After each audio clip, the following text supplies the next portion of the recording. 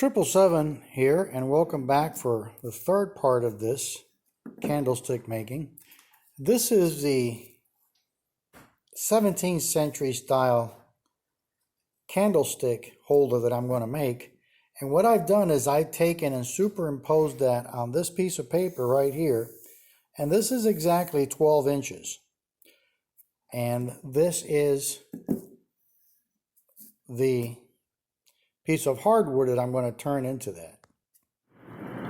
What I've done is I've taken and with a ruler or straight edge and run a line across and made an X, and now that center right there is where I'm going to put my live center. So this right here is my live center, and what I want to do is I want to center this here, and I'm going to beat it in with a hammer.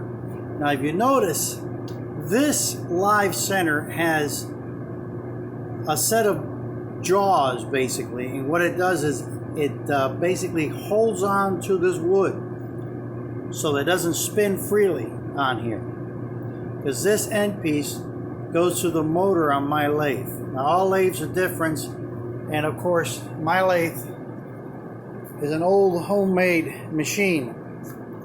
And this would be what most people identify as a true live center.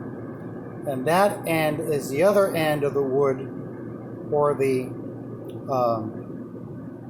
candlestick holder is going to go onto, and that will just spin freely there. But on this end, it won't be able to move. So I've already started turning some of it down for the sake of time. What I'm doing with my gouge and my tool rest is I'm actually coming across this until I get it where it's completely round. I'm going to work on this until this area is round, then I'm going to move my tool rest over, make that round, move my tool rest back, make this end round. So let me show you. And the good thing about a wood lathe is it doesn't spin fast enough or hard enough to hurt you. And where you rest this post and where you rest this tool depends largely on your height.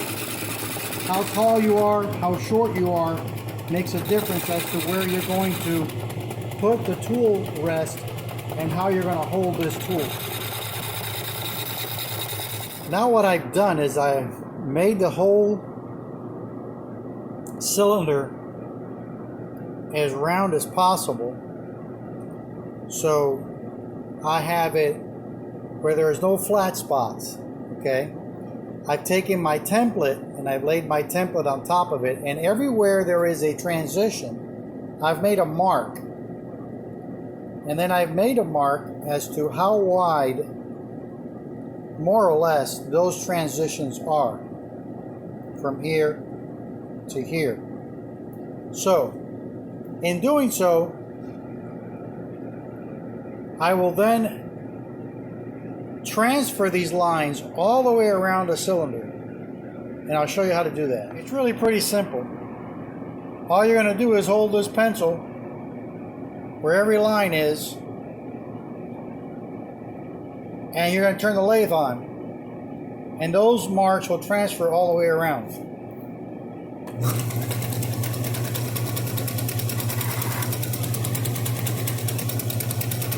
And you continue that all the way down until you have all the marks going across it. After you're done doing that, it'll look something like this. And if you see, if I turn this, the lines is transferred all the way around. And now we're going to proceed to cut every one of these intervals to a depth, and that depth is determined by our drawing. So what I've done with this tool, which is nothing more than a scriber. If you look at this tool, I actually made this thing years ago, and it's just a piece of carbide that's welded on a piece of tool steel, and that's inside a shank. And I use this basically to make a cut and to cut into this. Now, how I determine the size of that journal, is that double this width is what the diameter of that inside journal should be, and I've already set my dowel calipers for that. So now I'll dig into that until my dowel calipers just fit in between those two journals, and then I'm going to stop.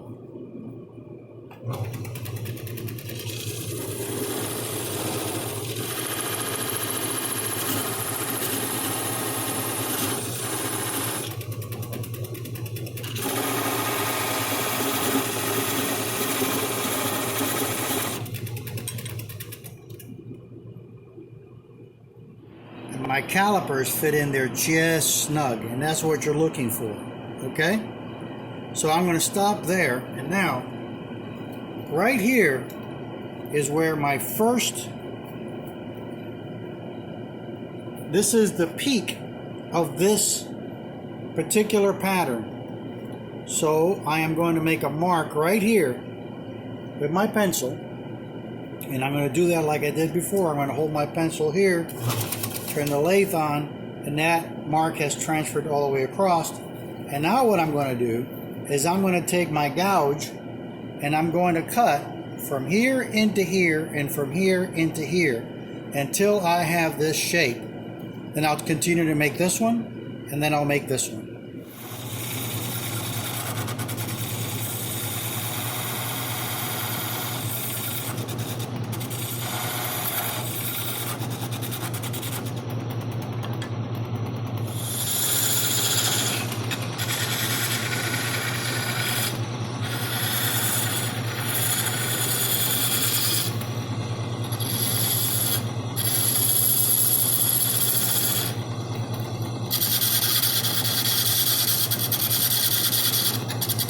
Pretty close. I think that's a pretty close rendition, or at least my interpretation of it. So now I remove my tool post, and I'm going to take some sandpaper, and I'm just going to sand it.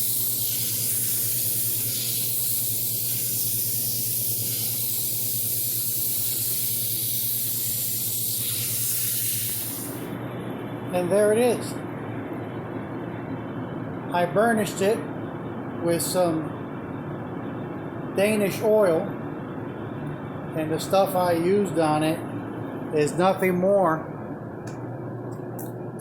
than the wood shavings, and I mixed it with some Danish oil and then just held it on here on the lathe to burnish it.